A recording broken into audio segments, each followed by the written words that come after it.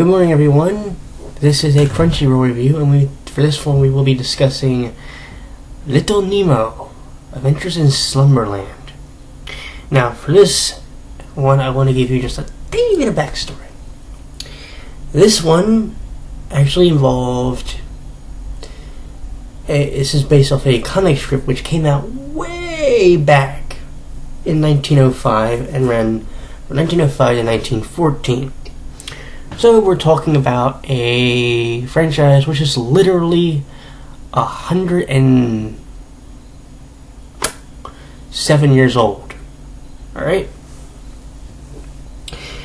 The story deals with a boy named Nemo whose imagination tends to get active, especially when he's asleep.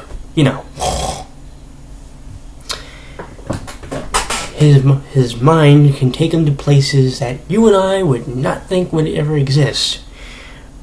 But in a little boy's mind, oh yeah, they can. For this particular plot, our friend Nemo gets visited by a messenger of the Princess of Slumberland. His name is Professor Genius. Forgive me, I forgot his sidekick's name. After accepting an invite, after sleepwalking and nearly stealing a pie from his mother, he, along with his flying squirrel Icarus, take a dirigible all the way to Slumberland, where we meet Princess Camille and King Morpheus, who is a big kid at heart, by riding on a train about that big, and the dude's about this big. Let's put it this way. I couldn't show you how big he is, because this screen does not fit at all. But he's a big dude, right? Matter of fact, when he's in his king garb, he actually looks almost like a Greek king. A Greek or Roman king with the little thing around his head. You know, leaf crown. Anyway. In the land of Slumberland, there is a mischievous little creature named Flip. Now, Flip is played by a guy named Mickey Rooney. If you're not familiar with Mickey Rooney, you may be interested to know that he actually did some voice acting, or he actually did some voice bits for a CDI game that came out years later called A Great Day at the Races, where if you asked for Mickey's opinion on a horse, and he would play little audio clips.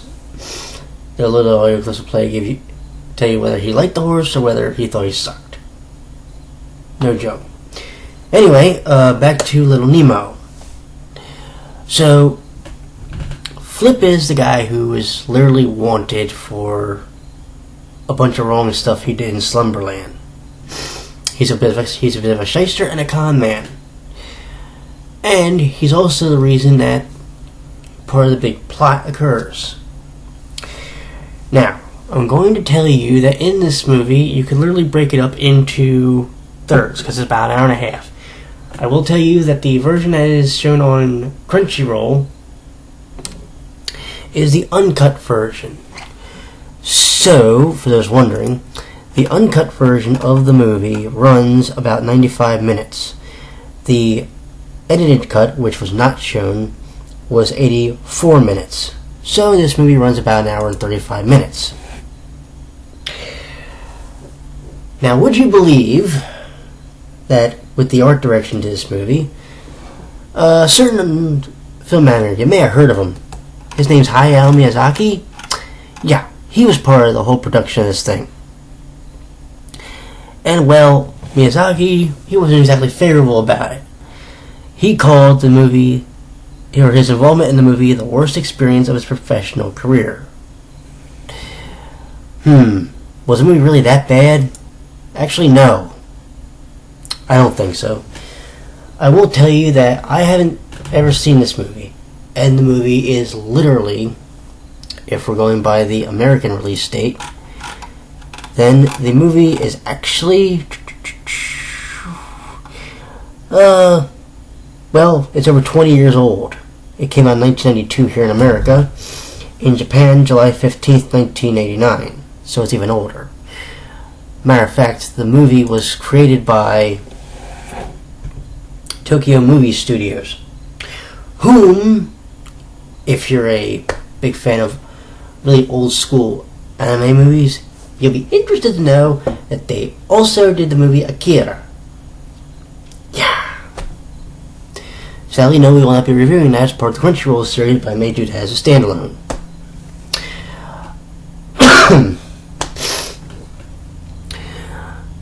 So, is there anything I can really tell you about this movie that you may or may not already know? Not really. I will tell you that the theme song was sung by a woman named Melissa Manchester. And the song is absolutely beautiful. I suggest you give it a listen. Also, one of the characters in the movie, although I could not pick her out of a police lineup, was voiced by Nancy Cartwright. For those of you who may not be aware who Nancy Cartwright is, if you've ever seen The Simpsons and you know who Bart Simpson is, you know who Nancy Cartwright is. What else can I tell you? The movie is essentially 3 parts. If you want to break it down and break the hour and a half down into thirds.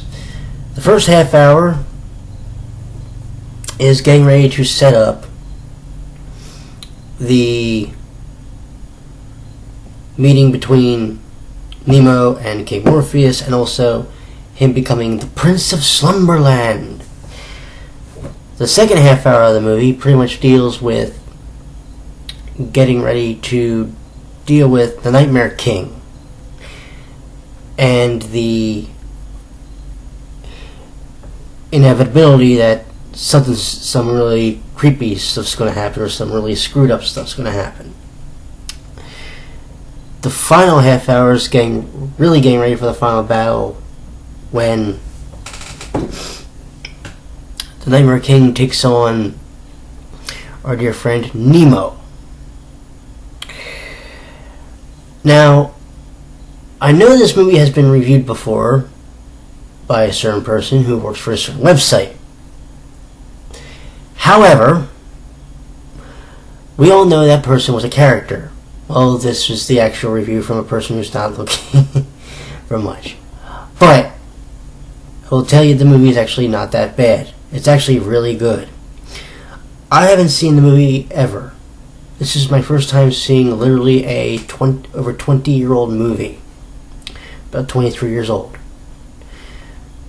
And I'm going to tell you, it holds up beautifully. Just one problem.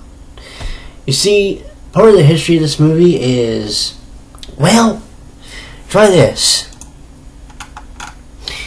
It had a budget of $35 million. It grossed worldwide $11,368,212. Well, in Japan, the movie grossed like 0.9 billion US $10 million. And well, you see, yeah, it literally went up against a little movie called Kiki's Delivery Service, or if you need me to show you, this thing. By the way, suggest you get this movie if you don't already own it. Beautiful movie. I absolutely love it. But anyway, if you're wondering, Kiki's Delivery Service did significantly better.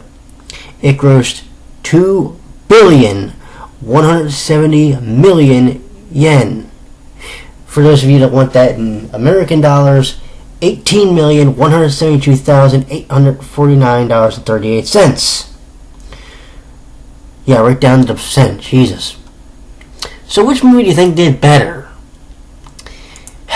Yeah. But that doesn't mean it was necessarily a bad movie. No.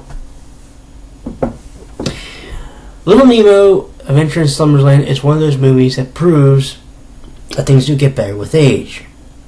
Now I'm going to tell you that I just had to unfortunately tag off during the course of the movie. See, I was starting the movie on my PS3. Got to about an hour and 20-some minutes in, and then things decided I was going to stop working. So I had to jump over to my to my PC and watched it through Crunchyroll and finished the rest of the movie. The animation was beautiful. It holds up. You wouldn't have known it was a 13-year-old movie. You also wouldn't have probably known if I had told you that Tokyo Movie Studios did Akira, which was a movie I actually own. I don't think I ever done a review on that movie yet. But if someone says to me, do I recommend this movie? I'm just gonna tell you this right now. If you're gonna stream it, find a site that you know is really pretty reliable. But I thoroughly enjoyed the movie. It wasn't like watching 07 Ghost, but I shouldn't really be comparing the two, because this was a little bit different. This was a movie made essentially for kids, despite the fact that you had Flip smoking a cigar, a ciggy, but it was brilliantly animated, wrote pretty well, and like I said, the music was really cool. At first I was wondering how I was really going to receive the movie. See, it's for the most part a musical, and anybody knows me when it comes to musicals, I'm kind of okay. But this wasn't bad. This was tolerable. So, on a scale of 1 to 10, we're going to give this movie an 8.5. I did have some slight issues with it. None were really, major. But it just seemed to me that you're literally trying to go bam, bam, bam, bam. Which, I wanted to take my time and enjoy this movie, really. But it seemed like the hour and a half just flew by watching it, for me. Also, I was still trying to figure out who the hell Nancy Cartwright actually played. I know she was in the movie, because they credit her in the opening credits, but I couldn't actually find the character she played. If you're going to stream this through Crunchyroll, your PC might be your best option, believe it or not. PS3 worked fine to the end of the movie, but there was a few little stutters. Nothing really overly major, but I do suggest doing it through the PC first, so you're not end up having to tag off towards the end of the darn thing. So, 8.5, which is actually a very commendable score, and I am actually quite surprised that Kiki's Delivery Service beat out this movie. Not saying again that this was a bad movie, but I guess more people found an appeal to Kiki's Deliveries, to Kiki's. Nothing wrong with that. Because they were both beautifully done, both were well animated, both have a kick-ass score.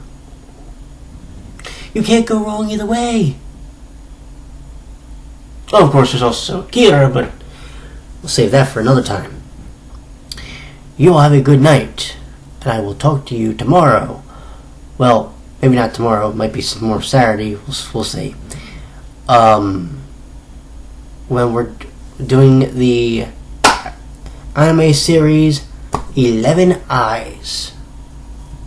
Talk to you then, and good night.